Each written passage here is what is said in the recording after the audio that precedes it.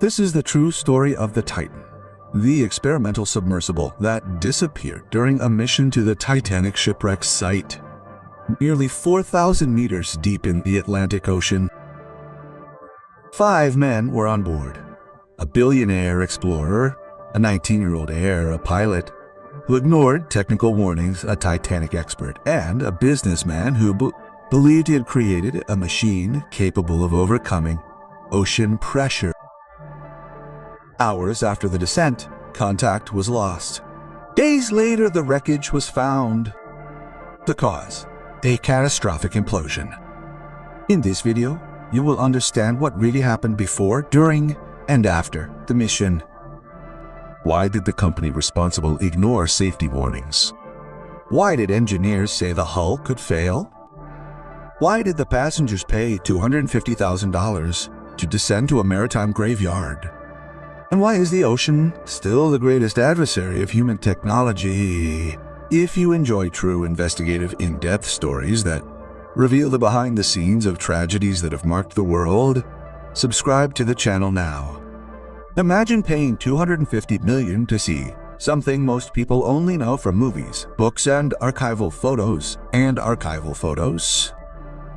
Imagine entering a cramped cylinder, sealed from the outside, where no door can be opened from the inside, where no button can reverse the course, where the only possible destination is downwards.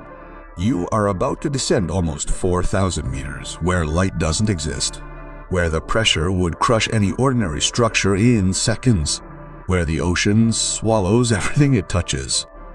And all this for one sensation: to stand before the Titanic, the ship that sank over a century ago, taking more than 15 lives to the bottom of the sea. You are inside the Titan. The hull is made of carbon fiber.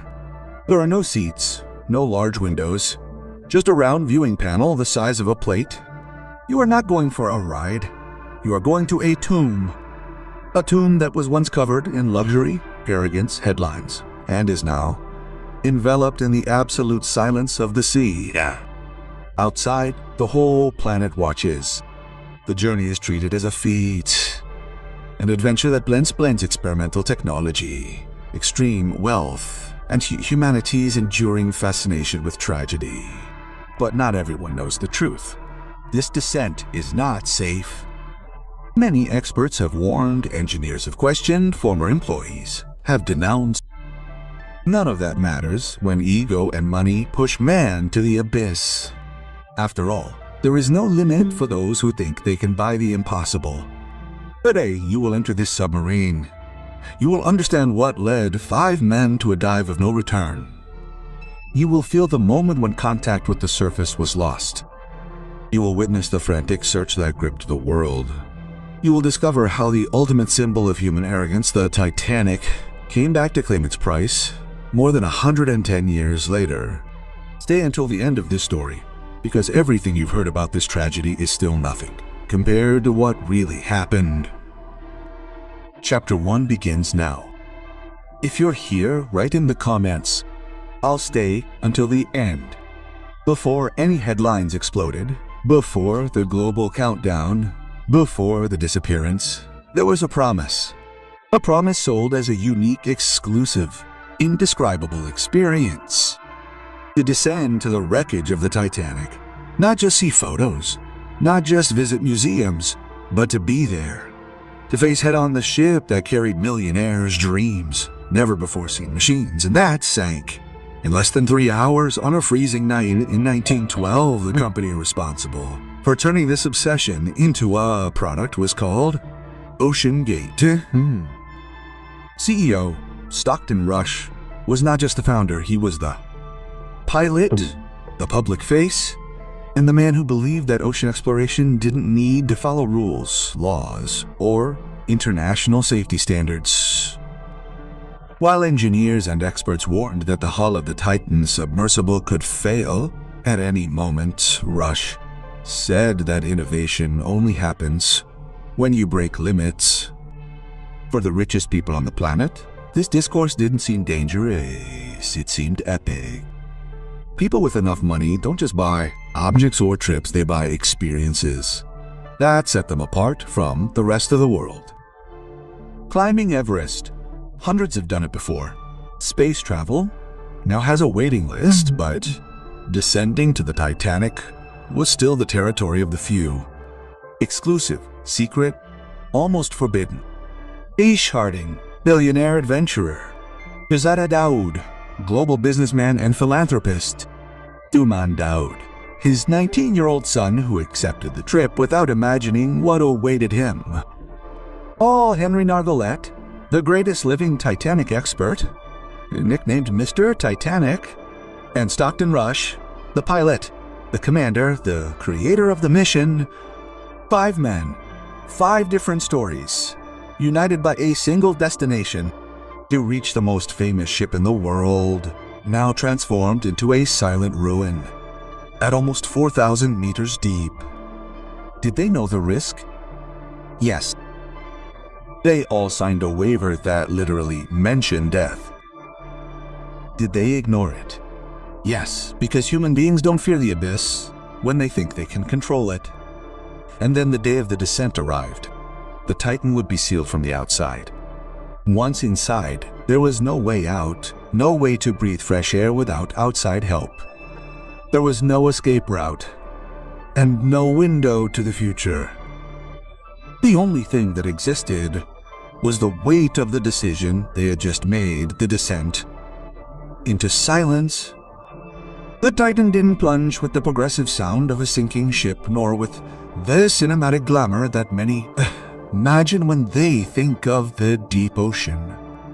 The descent was silent, totally silent. The noise of the world gradually disappeared, as if each additional meter erased what existed on the surface. There were no large windows, no natural light, no sensation of movement, only a gradual tightness in the chest, a pressure in the head, a strange perception that time no longer worked as before. Inside, the 5 occupants felt the space shrinking. The air seemed denser. Each of them was sitting on the floor with their legs crossed or curled up because there were no seats, no bathroom, no comfort. Eatsy there. Eats. The Titan was not a military submarine, nor a vehicle designed through decades of testing and certification. It was a luxury experiment sold as an adventure. The temperature began to drop. The deeper the ocean, the colder it became. Sunlight disappeared completely when the submersible passed 1,000 meters. Now everything was dark. There had never been a night as black as the darkness at the bottom of the ocean. Not even space has this density of absence, because in space there are stars. At the bottom of the sea there is nothing, only silence, cold, and pressure. As the Titan continued its descent, communication with the mothership, the Polar Prince, remained stable, until suddenly it began to fail. Small interruptions, small delays, fragments of data. It was normal, they said. Depth causes interference. The team on the surface believed that this was part of the process, and perhaps it was. But inside the Titan, something was already wrong. An unusual vibration, a crack, a slight tension in the hull, as if the ocean itself were warning that this object did not belong there. The estimated time to reach the Titanic was about 2 hours, and by then, they were almost there. The anticipation grew. The father looked at his son. The billionaire smiled at the internal camera. The Titanic expert, who had been there several times, kept his gaze fixed, as if he knew exactly what he was about to encounter. But the ocean doesn't warn before killing, it only remains silent. And then at some point between 1 hour and 45 minutes of descent and the final approach to the sinking, everything stopped. No new signal sent, no new record received, no response from the pilot, from the Titan's crew. The surface called again, then again. No response. The ocean swallowed the sound, and with it, 5 lives. The disappearance. On the surface, the timer marking the Titan's descent continued running, but The data no longer arrived. The Polar Prince, the support ship, still believed it was a temporary communication failure. They were common. The ocean's depth interfered, the signal dropped. Return fluctuated, but this time there was no response. Time passed. 5 minutes, 10, 20. Absolute silence. The crew tried all contact protocols. Audio calls, coded messages, attempts to activate automatic return. Nothing responded. The Titan, according to calculations, should have already reached the seabed where the Titanic had rested since 1912, but no visual signal appeared on the screens. No sonar returned an image. No response came from the submersible. It was only then, when the systems showed that the oxygen supply was beginning to run out, that the truth finally dawned on the support ship. The Titan was missing. And if there's one thing history has taught us, it's that when something disappears into the depths of the ocean, it's not found alive. The news spread around the world in minutes. International agencies went on alert. The United States Coast Guard took over the investigation. Rescue ships, aircraft, ocean drones, thermal sensors, high-powered sonars. Everything was activated in a race against time. It wasn't an ordinary search. It was a search for millionaires who paid to exploit death. A search that mixed technical desperation with media sensationalism. Headlines exploded on screens. Submarine missing at the Titanic site.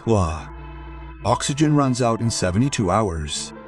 Billionaires trapped at the bottom of the sea. While the world went into a frenzy, the engineers already knew something the media would only reveal too late. When a submersible suddenly loses contact, it's not a lack of signal, it's a catastrophic failure. In other words, it wasn't waiting, it had already ceased to exist. There is no survival down there. If an implosion occurred, it was instantaneous. A collapse caused by pressure equivalent to more than 3,800 meters of water crushing everything in fractions of a second. Too fast to feel. Too devastating to leave anything recognizable. But the world preferred to believe in hope because hope, even irrational, hope always sells more than the truth. As time ticked by, headlines counted the hours of oxygen remaining. 60 hours, 48, 24. But the truth was different. The ocean had already decided the fate of the Titanic long before the world realized it, with the discovery of the wreckage. When the wreckage began to appear on sonar, hope didn't end. It was snatched away, because what appeared on the screens wasn't the Titanic, but fragments of the Titanic itself. Small metallic structures, parts of the outer hull, crushed components scattered about 500 meters from the Titanic's bow in the exact spot where the submersible should have arrived intact. The confirmation didn't come with emotion, but with coldness. A catastrophic implosion. No survivors. An immediate end. Death wasn't slow. There was no panic. No time for despair. No time to call for help. No time to think about anything. A deep implosion happens in less than 1/10 of a second. The hull collapses. The air compresses instantly. The body doesn't even get to perceive the collapse. It's like disappearing before you even feel it. The worldwide search was over, but the story was only beginning. The first question was technical. How could a submersible presented as safe be destroyed in seconds? The second was ethical. Who authorized an experimental machine to descend almost 4,000 meters without international certification? The third was moral. Why transform a maritime tomb into a luxury attraction? And then came the revelations. Former OceanGate employees had already warned that the carbon fiber hull could fail at great depths. Ocean engineers had called the project suicidal. Stockton Rush, the creator of the Titan, publicly stated that safety regulations hinder innovation. OceanGate ignored international standards because, according to the CEO, they were excessively protective. Now all the warnings had an answer: the implosion. The tragedy exposed something even greater than the disaster itself: the danger of believing that money buys immunity. Because the ocean doesn't negotiate. It doesn't matter if you're a billionaire or anonymous. At the bottom of the sea, everything becomes silent. The judgment of history. When the world finally accepted that there were no survivors, that there would be no rescue, that the Titan was not stuck somewhere in the ocean, but destroyed, imploded, irreversibly lost, something bigger began to emerge. Public judgment, not about how they died, but about why they were there. The truth is simple, yet uncomfortable. This tragedy only existed because someone decided that death could be visited as if it were a tourist monument. The Titanic was not just a ship. It was the tomb of more than 15,000 people. A place where men, women, and children faced the icy water, the terror, the wait for salvation that never came.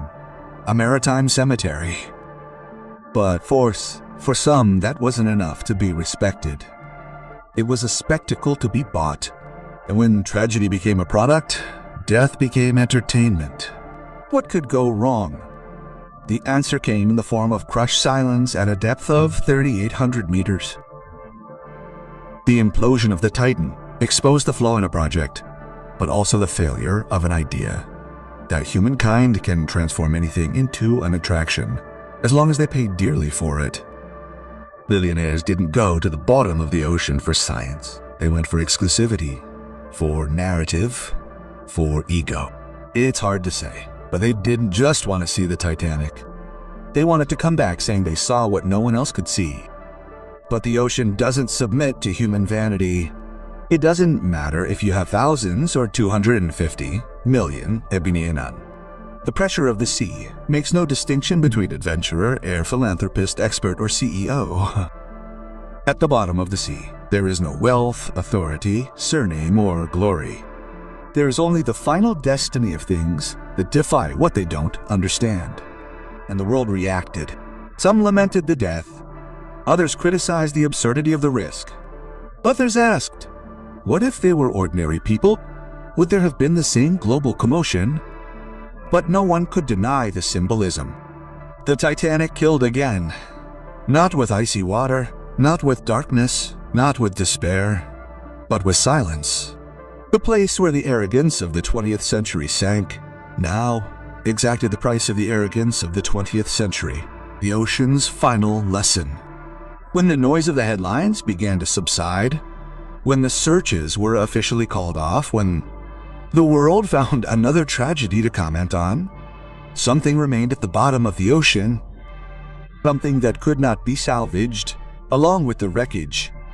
It wasn't the bodies, it wasn't the equipment, it was the message. The French oceanographer Jacques Cousteau said that the sea is not a stage, it is a judge. A judge who doesn't speak, doesn't warn, doesn't negotiate. He promises nothing to the explorer. He only observes, and when disrespected, returns human arrogance with his own laws. The implosion of the Titan was not an isolated accident, it was a reminder. A reminder that nature does not bow to money, fame, improvised technology, nor ambition that knows no bounds. The Titanic was a ship built with the phrase, "Not even God can sink this vessel." It sank on its maiden voyage. The Titan was a submersible that defied international safety standards because rules hinder innovation. It imploded before completing its 5th dive to the Titanic. The ocean doesn't forget, it gives back. And perhaps the greatest irony is this: those who died in 1912 fought desperately to get out of the water. Those who died in 2023 paid to enter it. The true reflection is not about death, but about purpose. Why does humanity insist on touching what should be respected? Why does money create the impression that everything can be experienced? Why does vanity always disguise itself as adventure? The sea didn't answer. It never answers, but it always gives back the result of the choice made. The Titanic is still there. The Titan is there now too. Two symbols separated by 111 years, but united by the same mistake, believing that the depths can be tamed. And you, who have listened to this story to the end, need to ask yourself something. If I had the money, I would have made that trip. The abyss doesn't forgive. Now that you've reached the end, you know that this story isn't just about an imploded submarine, nor about millionaires who went too far. It's about what has always existed in the human heart, the illusion that we can overcome limits that weren't created to be overcome. The belief that money buys control the mistaken, certainty that death only reaches those who are unprepared. But the ocean makes no distinction. It doesn't care about surnames, fortunes, technology, contracts, interviews, headlines. At the bottom of the sea, the only thing that exists is the truth. And the truth is that nature doesn't fail. What fails is the human being who insists on believing they dominate what they barely understand. The Titanic sank because arrogance said it was unsinkable. The Titan imploded because arrogance said it was safe enough. Two tragedies separated by more than a century, connected by the same ancestral sin, pride. If you've watched this far, leave your comment now. The abyss doesn't forgive. And now comes the most important part. If you like true stories like this, full of mystery, lessons, tension, tragedy, and reflection, then you need to subscribe to the channel, or don't leave it for later. Hit the subscribe button now, activate the bell, and comment if you want more stories that reveal the dark and true side of humanity. And if this video made you think, feel, or see the world more deeply, then share it with someone, because only those who delve deep into the truth return transformed. Thank you for watching until the end. The night ends up here, but down below, the silence continues.